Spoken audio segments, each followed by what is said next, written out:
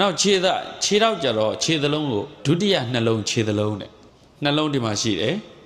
ဒုတိယနှလုံးခြေသလုံးဒါကြောင့်လမ်းလျှောက်ပေးရတယ်ဘုန်းတို့မနက်ကတနာရီအနည်းဆုံးလမ်းလျှောက်ပေးပြီအဲ့ဒါကျမကြီးဆေးကုတရားမလို့တာအကောင်းဆုံးပဲဆေးကုနိုင်တာကိုကြွားမနေနဲ့ဆေးကုနိုင်တာကြွားတရားမဟုတ်ဘူးဟုတ်ရဲ့လား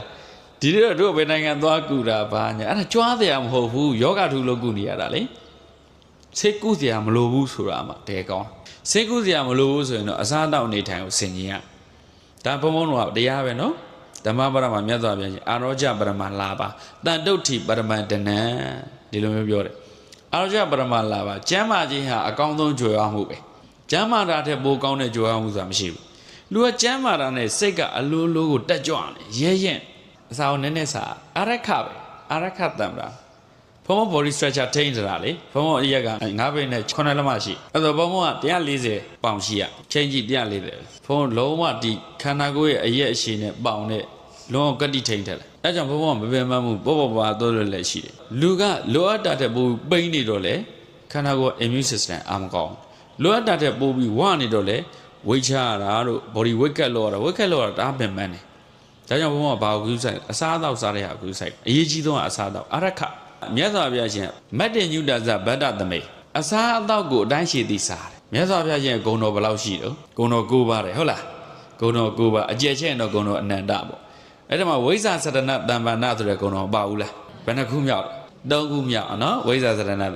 အဲ့မှာစရဏ35ပါဝိဇ္ဇာ3ပါဝိဇ္ဇာ10ပါစရဏ35ပါစရဏဆိုအလေးကျင့် good habits ကိုပြောတာ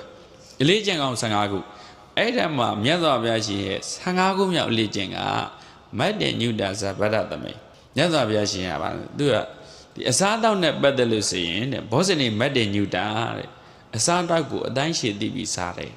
မြတ်စွာဘုရားအသက်80ရောက်တော့ဘိုက်မဆူဘူးတော်တော်အရေးကြီးတယ်ညအိယာဝန်ကနေလမ်းမိနစ်40လျှောက်အဲ့ဒါကမြတ်စွာဘုရားရှင် habitual process မှာတကယ်ကို good habits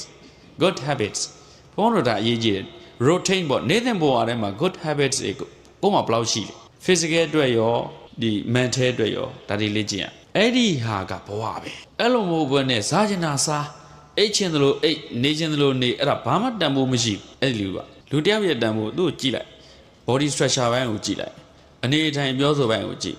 စားတာတော့တာကြည့်နေစွန်းလည်းဘုံမှာတစ်ခါပြင်မယ်ထက်မယူမနှက်စားလည်းတစ်ခါပြင်မစားဘဲမနေဘူးတချို့မနှက်စားမစားဘူးနေတာနဲ့ပေါင်းစားအဲ့ဒါကအုံနောက်ကိုဖျက်ဆီးနေတယ်အဲ့တော့မနှက်စားသားတာကျန်းမာရေးအတွက်အရေးကြီးတယ်ညတာမစားနဲ့ညတာမစားတာ digestive system အတွက်အများကြီးလုပ်ဖြစ်တယ်နေ့လေသာသားဒါကြောင့်မြတ်စွာဘုရားရှင်12နာရီရဲ့အထက်ပိုင်းကိုပဲစားရင်12နာရီရဲ့ဒီအောက်ဘက်ကိုမစားဘဲနေ